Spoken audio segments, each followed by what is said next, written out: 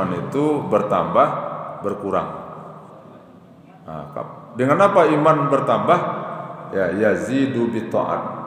Nah, dengan ketaatan kita pada Allah.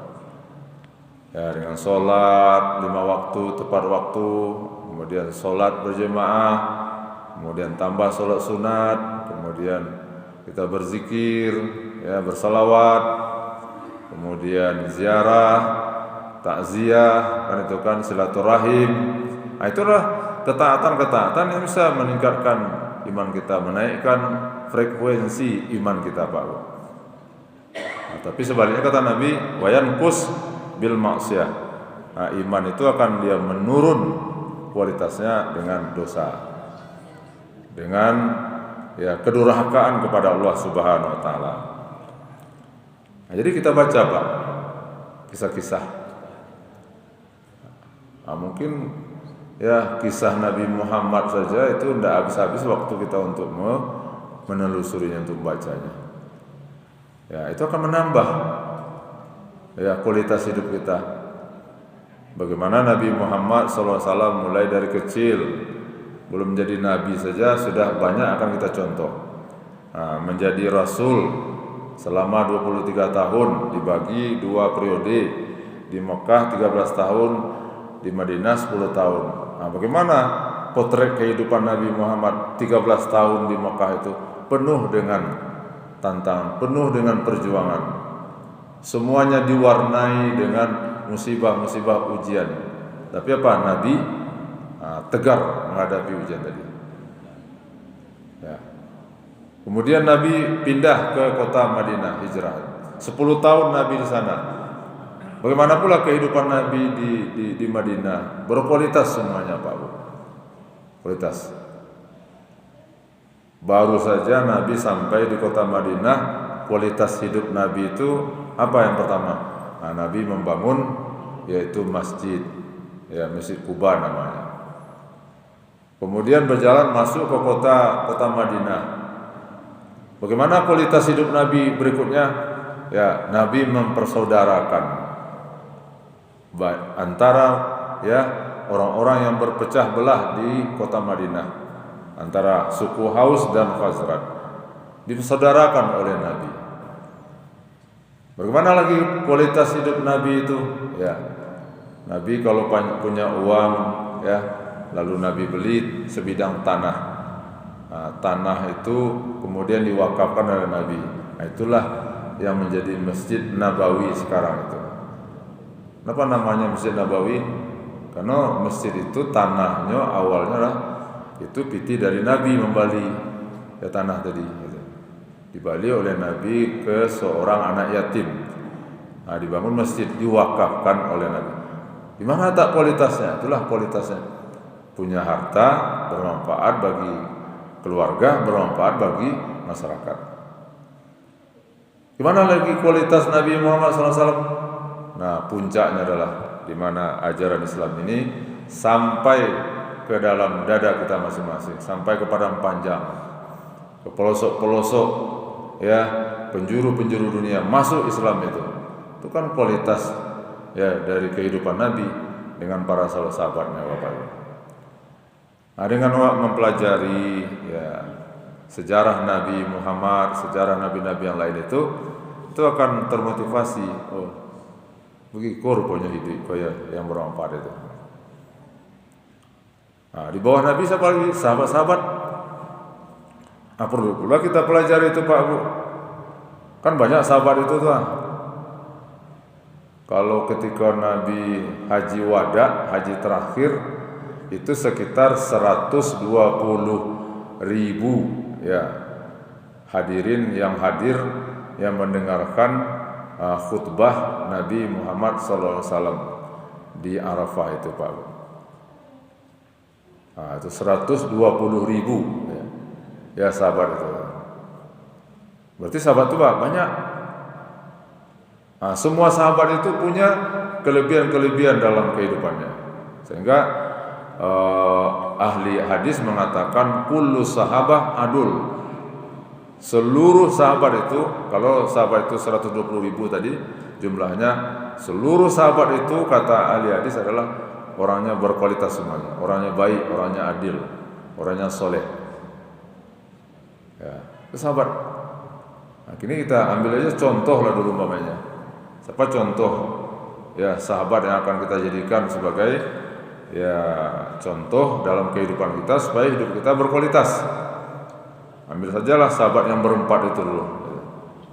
Nah, mulai dari sahabat yang paling tua, Abu Bakar Siddiq. Nah,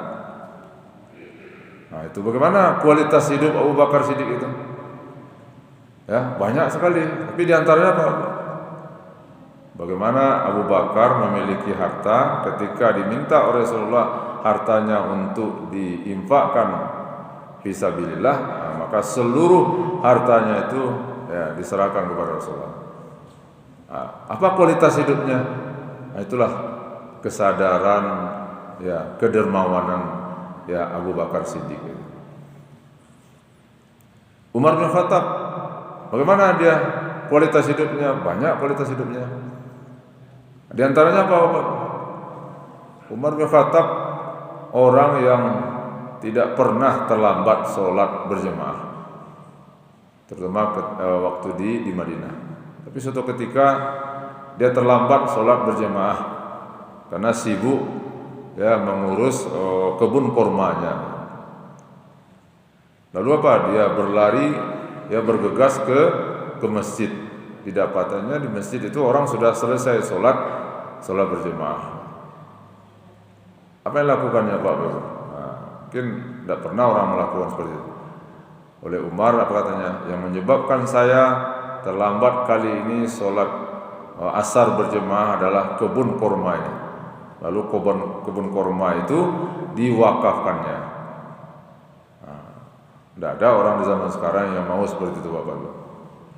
Gara-gara toko kadainya mungkin tidak, atau gara-gara otonya dek sibuk ya membarasian oto, mengamen rumah, lalu talambek sholat berjemaah itu. Tidak ada orang wadangar mungkin oto itu diwakafkan itu, rumah itu dijual diwakafkan ada itu. Orang lebih rela biarlah talambek sholat berjemaah daripada ya tidak selesai membarasian oto, tidak selesai membarasian rumah itu. Beda dengan Umar bin Khattab tadi Bapak. Siapa lagi Pak? Utsman bin Affan, sahabat Nabi. Berkualitas hidupnya sebagai khalifah. Di zaman dia banyak kemajuan sampai oleh Islam. Nah, ketika Nabi meminta hartanya, lalu bagaimana? Sepertiga, ada yang katakan separuh hartanya diwakafkan. Nah, siapa lagi sahabat Nabi yang paling muda? Itu Ali bin Abi Thalib. Berkualitas. Bagaimana kualitasnya? Nah, Nabi mengatakan dia itulah gudangnya ilmu. Aku ini tempatnya ilmu, kata Nabi. Ya, Ali pintunya ilmu. Nah, jadi Pak Ibu, itu contoh-contoh ya, dari segi keyakinan, dari segi ibadah, dari segi akhlak, moral dan segala macamnya. Itulah orang-orang yang akan perlu kita contoh, berkualitas hidupnya. Nah, sampai nanti ke generasi di bawahnya namanya tabi'in. Tabi'in. Ambil aja satu contoh. Umpamanya Sa'id bin Musayyab. Bagaimana kualitas hidupnya, ibadahnya? Ini Sa'id bin Musayyab mendengar azan 20 tahun di dalam masjid. Nah, jadi mendengar azan 20 tahun dalam masjid. Artinya apa tuh? Sebelum masuk waktu sholat, sebelum azan muazin, Bilal itu dia sudah bukan Bilal ya. Bilal maksudnya bukan Bilal berabah. Sebelum azan muazin atau Bilal di masjid itu dia sudah berada di dalam masjid. 20 tahun itu. Nah, 30 tahun sholat berjemaah, ya tidak pernah terlambat, selalu mendapatkan takbiratul ihram imam. Nah, kalau orang sekarang enggak, terlambat 1 rakaat, terlambat 2 rakaat, terlambat 3 rakaat, 4 rakaat. Kadang-kadang sudah mau salam baru sampai ke masjid. Nah, jadi jolah tuh. Tapi kalau terus menerus masbuk terus, kan tidak ada peningkatan namanya. Nah, Sa'id bin Musayyab enggak, 30 tahun Pak Bu sholat berjamaah itu selalu mendengar Allahu Akbar kata imam.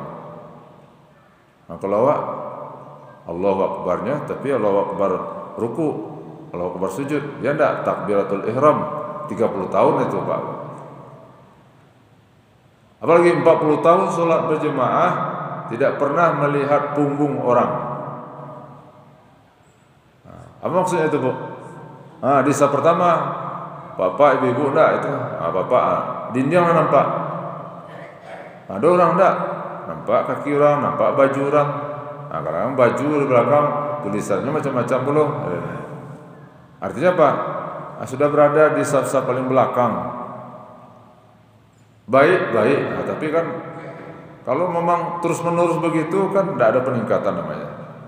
Nah, sementara kita ini harus berkualitas meningkat. Nah, supaya bisa di saf pertama tentu itu tadi sebelum azan sudah di masjid, ya kan. Dapat kita takbiratul ihram imam, Allahu Akbar kata imam. Nah, kita dengar, kita ikut pula. Ya. Jadi itu contohnya Sa'id bin Musayyab namanya. Ya, orang yang sangat berkualitas hidupnya. Nah, pernah kabarnya suatu ketika bapak ibu datang tamu ke rumahnya sesudah maghrib, ya belajar agama. Nah, lalu apa? Dilayani. Nah, dia tinggal di dekat masjid tadi. Lalu sudah azan, orang tamu ini tidak juga ya pamit. Nah, diusir tidak mungkin. Gitu. Sampai udah qomat, tamu masih juga di rumah. Kemudian sampai udah sholat 1 rakaat sampai selesai. Nah, sudah tutup masjid di rumah itu baru tamu tadi ya undur diri. Apa yang dilakukan oleh Sa'id bin Musayyab? Dia keluar dari rumahnya, kemudian dia pergi ke masjid, dilihatnya masjid sudah ditutup, kemudian dia bergerilya keliling di kampung itu, ya mengajak, oi orang kampung di sana, lihat di sana yang alun solat isya berjemaah enggak? Kalau alun solat jambo. Jawaban orang sekampung itu, wahai Sa'id bin Musayyab, kami lah solat berjemaah isya tadi. Apa yang dilakukan oleh Sa'id bin Musayyab?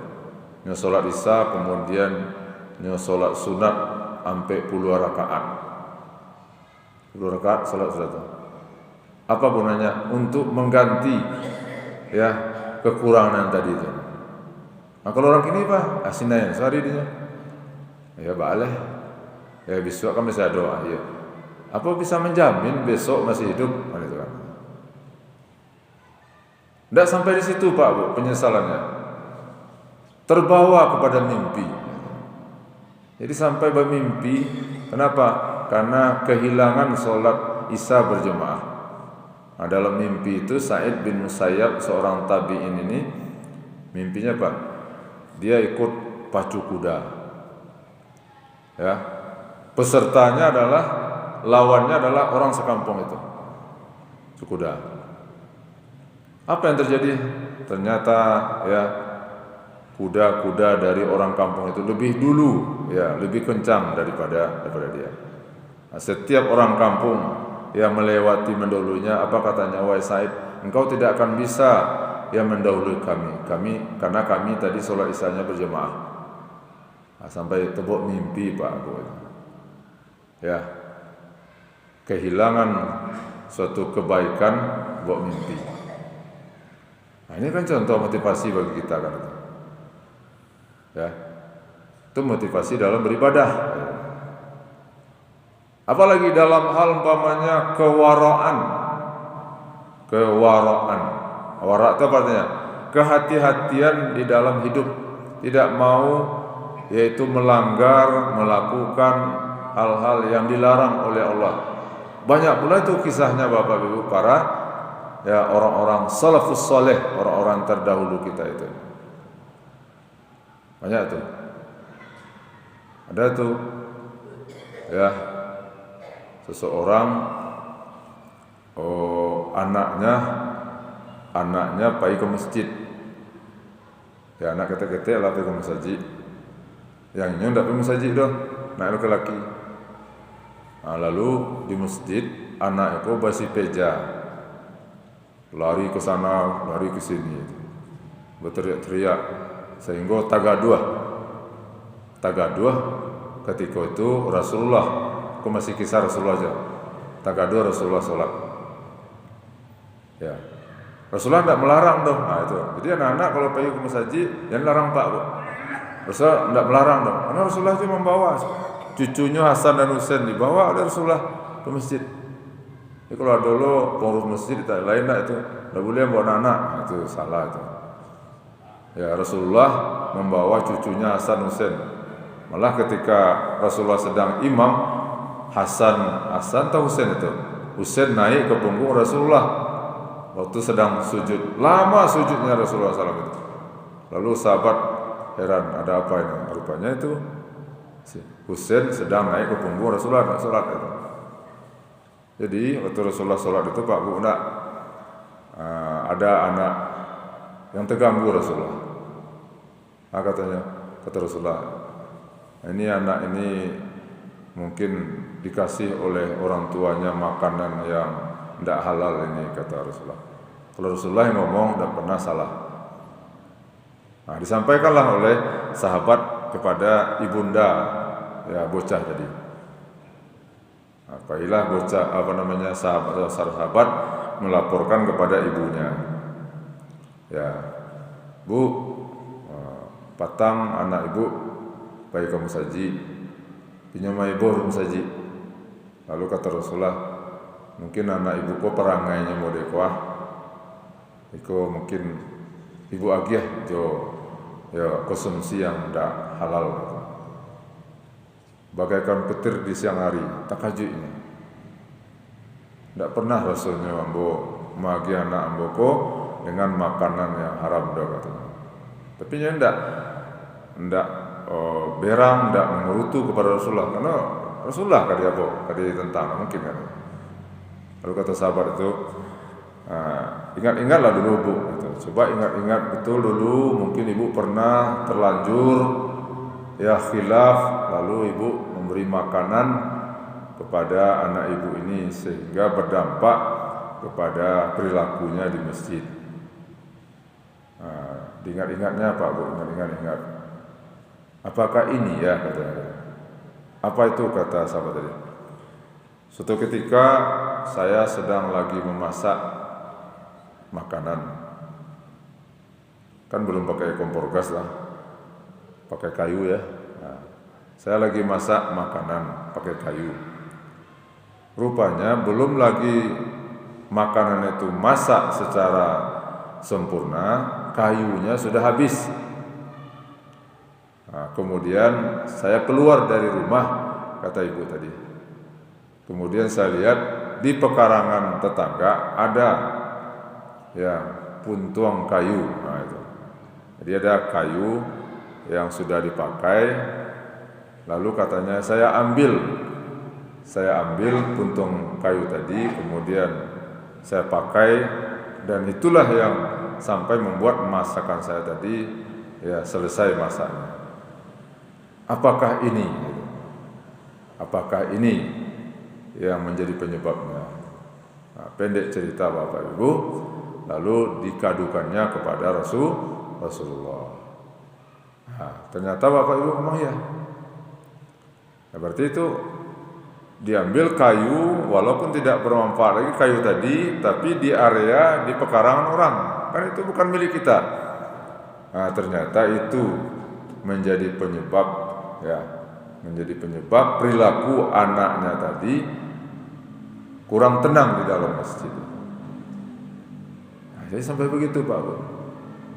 Nah, banyaklah Pak Bu kisah-kisah orang-orang yang sangat hati-hati ya di dalam hidup, hati-hati dalam makanan, hati-hati dalam minuman, hati-hati dalam berkata. Nah, itu hendaknya menjadi tauladan, menjadi motivasi bagi kita. Itulah kualitas hidup. Bagaimana kualitas hidup? Ya, berkualitas hidup dalam menjaga hal-hal yang dilarang oleh Allah Subhanahu wa taala. Beda dengan orang sekarang, Pak. Ya, main hantam saja. Main hantam saja. Nah, itulah budaya-budaya yang memang kita sangat prihatin ya.